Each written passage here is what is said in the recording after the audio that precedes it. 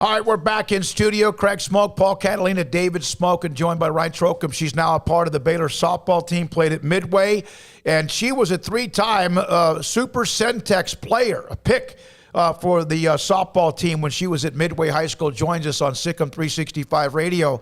So what, you just came home, you got homesick, you couldn't leave, right? Yes, sir. That's exactly right. So kind of go through this process, Ryan, and really what it means to you, the opportunities that are now there, and how kind of convenient this might be. So the process kind of started back when I was at Illinois. You know, my junior year was my COVID year. And after I graduated from Illinois, I was like, man, like I should really consider taking this COVID year. I didn't go out how I wanted to. And so I thought, what better place to do that than Baylor University? And just to be able to come home to Waco so my parents can see me play, my grandparents, and just the community that helped me become who I am. I feel like I owe it to them to come back here and just show them what I can do. How much of that is also just, you know, the COVID year for everyone, regardless of sport, was kind of mentally exhausting, and being able to be home can kind of put you back in the mindset that you want to be? The COVID year, it actually taught me a lot about myself, and I learned to put myself higher up in my priorities and do what's best for me. And I know that coming back to Baylor is one of the things that I thought was best for me, and I'm really excited for it.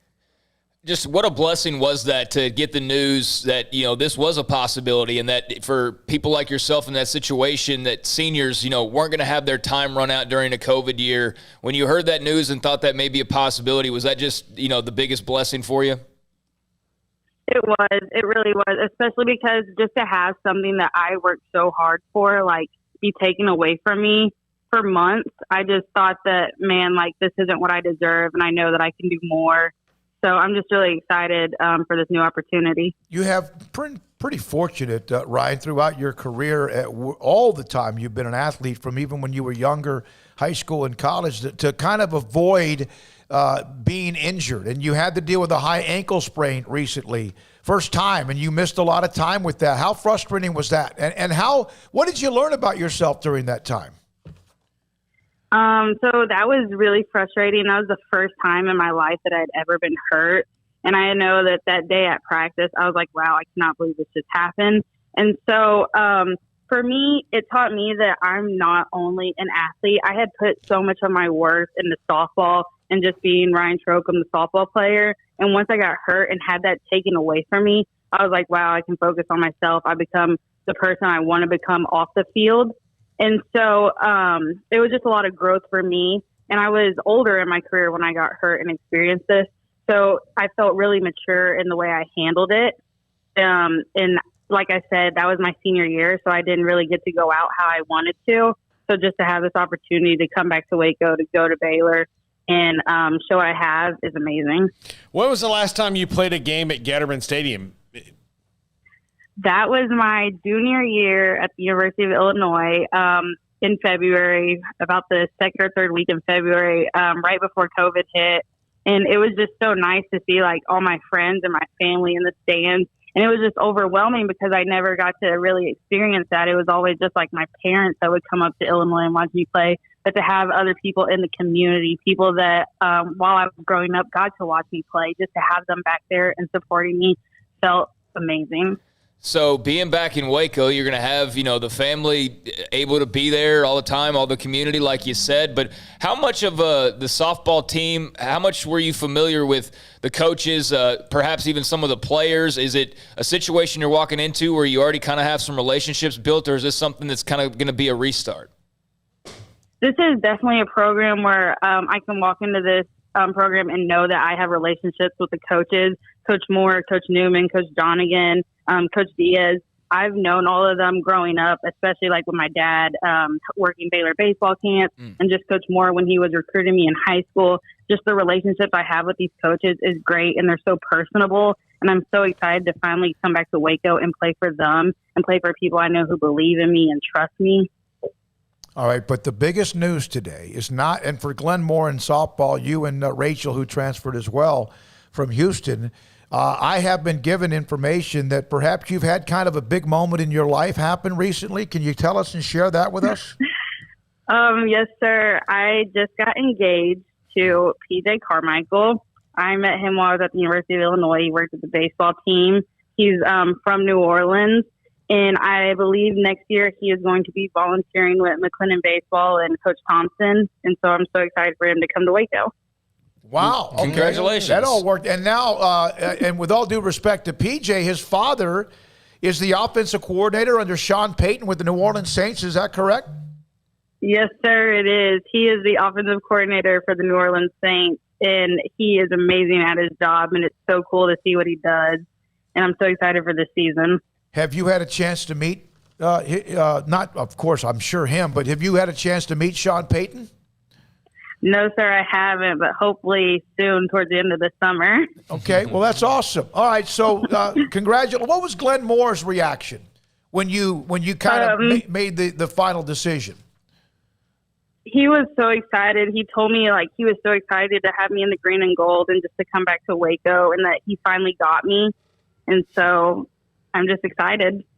All right, congratulations, Sean and Ed. How happy? I mean, you're happy. PJ's happy. Glenn's happy. What about mom and dad? Oh, they're excited. They know that they're not going to have to travel up to Illinois to go sit in the cold games, sit in the snow sometimes. They're excited that I'll pretty much be in the backyard here in Waco, and that they can just come whenever they want. That's awesome. Yeah. That's awesome. Congratulations, Ryan. Thanks for your time. Great to have you back in Waco. Will you stay? Thank you so much. Ryan Trochim, again, Baylor softball transfer. So PJ Carmichael, that is Pete's son, offensive coordinator with the Saints. So she just got engaged. She's transferring to Baylor, back home, and has a chance to be able to play in front of Ed and Sean, her father and mother as well. Yeah, it's pretty cool. I mean, you see this from time to time, but it might be someone who starts close to home and then decides, oh no, I want to get away, and so to have like that transfer rule, I think people forget about like the good benefits of it. Is that someone in her situation can not only have that year, but also come back to home and play in front of the home crowd for a season, and I think that's great. That's a great opportunity, and she sounds fired up. And why wouldn't you be? I mean, you got your time away from the hometown, right, for a few years, and kind of went and grew and did your own thing, and now you get to come back and just have one more run and do it in front of the people you love. So I think that's really cool. That's what the transfer portal is supposed to be. Yeah, Like this is the perfect thing for it. Yeah, and that's Ryan. She's the local flavor of this because she played at Midway. Rachel Hartenberger from Houston was a pitcher, 3.98 earned run average, 3 years at Houston. From Alvin, guess who's from Alvin? Nolan Ryan. Nolan Ryan, 14-13 record and almost 200 innings. Has anyone ever answered that question and not said Nolan Ryan? I mean, who would you even? I'm gonna have to look up Alvin, Texas notables in the commercial break. I wonder if somebody's like, who's for Alvin?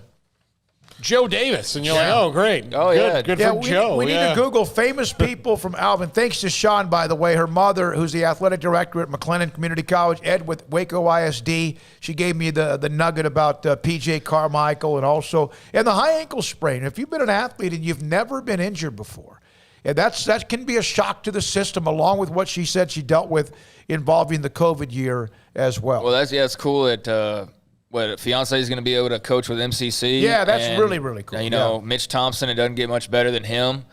So for a baseball guy to come in and be able to, work with Mitch and a national championship staff, I think that'll be hugely beneficial to him. So, like, you look all around from her to her family, her parents, her fiance, whatever, everybody's got good news, and it's all coming to the Waco area. So I think that's pretty cool. A feel-good transfer portal story, transfer story for sure, when, it's oftentimes the ones that are kind of controversial that get highlighted. But I did look up famous people from Alvin, Texas. Instrumental rock band By the End of Tonight. Actor Larry Wade Carroll. Professional bull rider Douglas Duncan.